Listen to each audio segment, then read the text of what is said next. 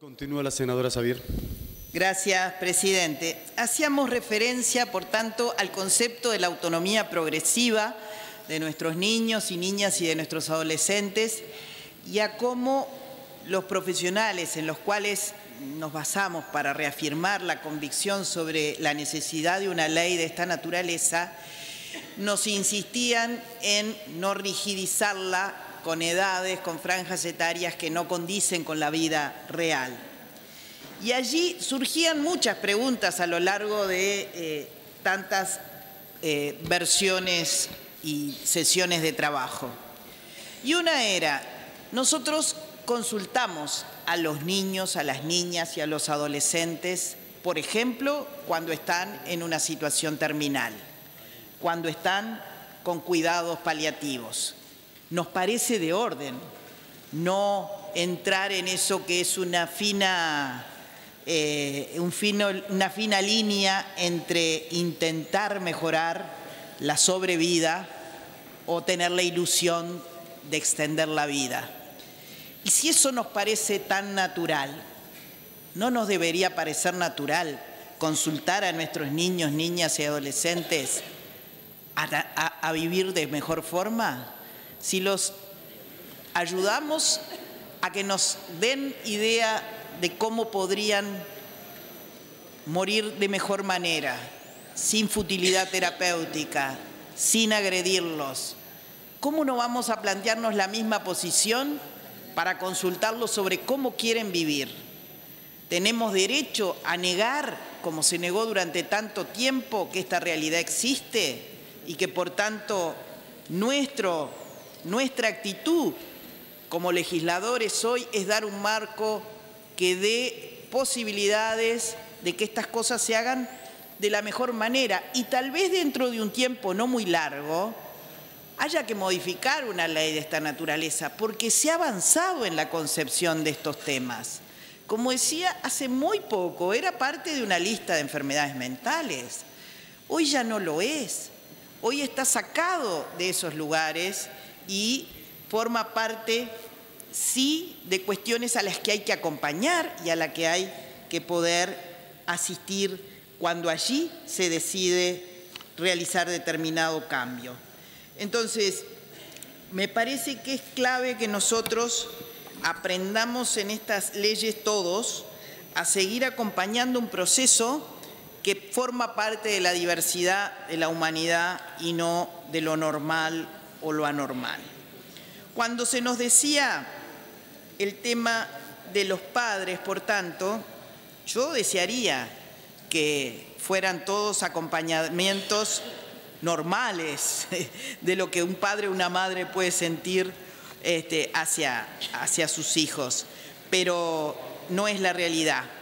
Entonces, me parece que cuando, por consenso y después de mucho diálogo, colocamos que no existe disenso para el menor de 18 años que solicita una cirugía, somos conscientes que estamos poniendo un límite.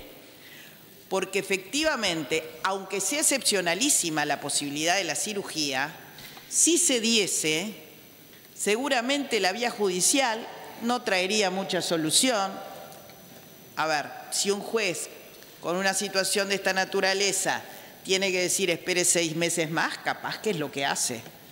Ahora, nosotros, viendo la complejidad de toda esta situación y lo excepcionalísimo que podría llegar a ser una cirugía y una cirugía en menos de 18 años, no tenemos derecho a colocar un límite tan rígido. Y lo que sí entendimos es que lo que debíamos colocar para generar mayores consensos en la aprobación de esta ley era evitar el disenso de los familiares y tratar de lograr que allí el mismo no fuera un impedimento para la realización de la cirugía. Obviamente para la hormonización no es el mismo caso. ¿Por qué? Porque entre otras cosas nuestros adolescentes se hormonizan por múltiples cosas. La primera recomendada para que las jóvenes no queden embarazadas, sin lugar a dudas. Y allí hay una indicación no solo para dársela, sino para promover su uso. Y esto es una realidad que el país vivió y que desde los 96 creo que es que tenemos policlínicas de salud sexual y reproductiva, y recién ahora, en el 2017 y en el 2018, comenzamos a ver que el duro indicador del embarazo adolescente no buscado, no deseado, empieza a descender, y este va a ser un año en que va a volver a descender. ¿Por qué? Porque hubo accesibilidad a los métodos anticonceptivos y son hormonas. Y lo que se utiliza en este proceso para los jóvenes y las jóvenes trans son símiles que frenan el empuje puberal, porque pongámonos en la piel del otro. Para quien no siente que esa es su identidad de género y tiene un desarrollo puberal, una niña con su menarca o un joven con el crecimiento de sus órganos sexuales, o una niña con el crecimiento de sus mamas, es un factor de angustia que es muy difícil de sobrellevar en esas edades. Señora, sí. Vamos a prorrogar su horario. Se va a votar. 21 y 22. Puede continuar. Gracias al cuerpo y gracias, Presidenta. ¿Y sabe qué? Cuando discutimos estos temas polémicos, cuando uno le pregunta a las personas en general, siempre hay una actitud inicial de rechazo. Actitud que cambia muchas veces cuando esa persona está enfrentada a la realidad con un ser querido, con un hijo. Insisto, en muchos casos hay rechazo y es lo que se corrobora. Pero la percepción que tenemos todos cuando vemos el tema ajeno, lejano, no es la misma que cuando tenemos un ser cercano a nosotros, y en particular un hijo o una hija que nos plantea estas situaciones. Entonces, me parece que hay que ponerse por un segundo cuando legislamos en esta materia en la piel del otro, en lo que estamos pudiendo facilitar u obstaculizar en la vida de alguien que no recupera esos tramos de su vida. Y cuando hoy nos mostraban, antes de llegar, el puzzle, el difícil puzzle aunque tenga pocas piezas, no es tan sencillo, no sale tan fácil, es porque efectivamente a mucha gente le faltan piezas en el puzzle de su vida. Hoy estamos pudiendo tratar de evitar en algo. La ley no es magia. La ley lo único que nos va a ayudar a todos es a decir, tenemos un marco y tenemos que pensar con este criterio y tenemos que poder facilitar determinadas cosas. Si a esto se le quiere llamar discriminación, yo digo es una ley de medidas afirmativas. No me gusta la palabra discriminación, pero no tendría ningún problema en decir sí, en beneficio de ¿qué? De darle un avance a quienes han estado postergados porque no se ha considerado su situación con anterioridad.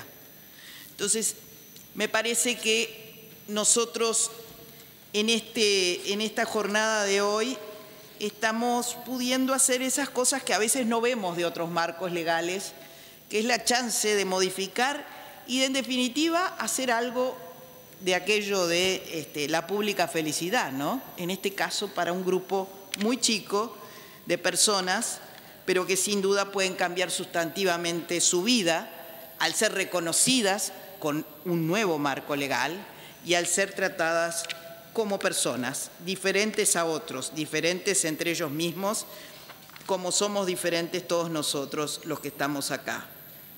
Yo digo, en la interrupción voluntaria del embarazo, la adolescente puede concurrir a interrumpir el embarazo. No fue sencillo, ni la ley, ni que el adolescente tuviera ese derecho reconocido. Pero muchas veces nos damos cuenta de que los avances en el marco legal no terminaron haciendo efecto en nuestras cabezas. Y eso todos tenemos que tratar de encontrar la correspondencia de lo que hoy vamos a votar, se vote a favor o no se vote, y lo que va a pasar y a quién más.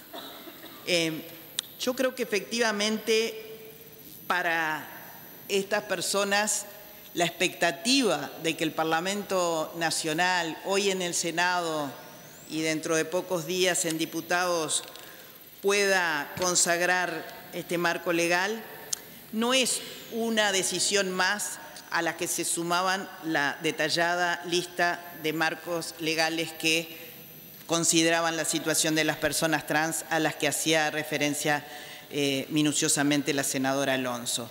Creo que acá hay puntos muy sensibles. ¿Ah? De muerte y de sexo nuestra civilización no habla, son tabúes.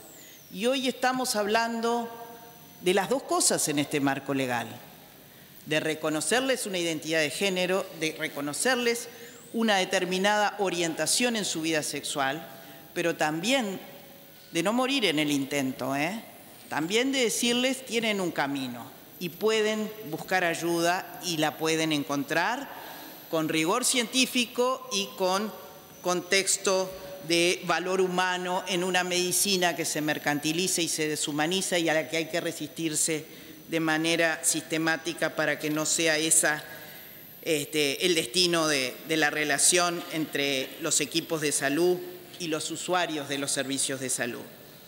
Entonces, se dice que todo esto generó mucho miedo en la sociedad. Y yo creo que el miedo tiene que ver con eso, de hablar de lo que no se habla.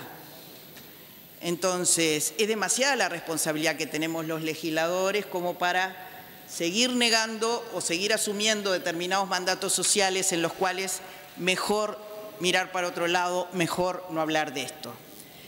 Y yo creo que de esto se debe hablar porque se han cometido errores. Y cuando uno ve que la ciencia avanza y reconoce determinadas cosas o la legislación avanza y reconoce determinados derechos, uno tiene que pensar que la vida se le fue a otros en ese tiempo en que estos reconocimientos no estaban hechos. Y cuando tímidamente uno de los artículos consagra una reparación a las personas que sufrieron violencia institucional, también me parece un gesto importante de un marco legal, porque habrá muchas poblaciones, habemos muchas poblaciones que podemos reivindicar la violencia que sobre nosotros se ejerció en determinados periodos del quiebre institucional en este país. Pero en el caso de estas personas, todos, por lo menos los montevideanos, recordamos determinadas zonas en donde se les perseguía, decreto de racias mediante, de manera muy selectiva, muy particular, y realmente creemos que es bueno que la ley reconozca, por tanto, en una población que tiene una vida, una expectativa de vida que es la mitad de la que tenemos todos nosotros, el que puedan acreditar, y creo que la ley, el proyecto de ley marca una serie de condiciones por las cuales será un grupo poblacional reducido. Difícil siempre determinar a priori, pero reducido el que pueda recibir esa prestación que además se excluye si recibe otras por otra naturaleza. Entonces, yo creo que si nosotros vamos a lo que es la responsabilidad que hoy tenemos para con esta población, creo que es una fecha importante. Creo que el compromiso de los legisladores nunca se acaba con la votación de una ley. Somos también garantes de que la instrumentación en políticas públicas responda a lo que hoy, quienes levantemos la mano, estamos queriendo hacer con este proyecto de ley y que en particular ocurra con las personas que son destinatarias de los derechos que aquí se reconocen. Hay mucho material como para hacer referencia, pero creo que lo sustantivo ha sido dicho. Se trata desde una óptica de derechos de reconocer una situación en personas de todas las edades, de todos los estratos sociales, de todas las diferencias que podemos tener en cuanto al color de nuestra piel, en cuanto a la territorialidad en donde vivimos, pero de lo que se trata es de que a esas cosas no se les sume una exclusión por el hecho de que tengan una identidad de género diferente a la de cada uno de nosotros. Somos diversos, las sociedades son ricas cuando son diversas y creo que ninguno tiene derecho a negarle el derecho a otro. Gracias, Presidenta.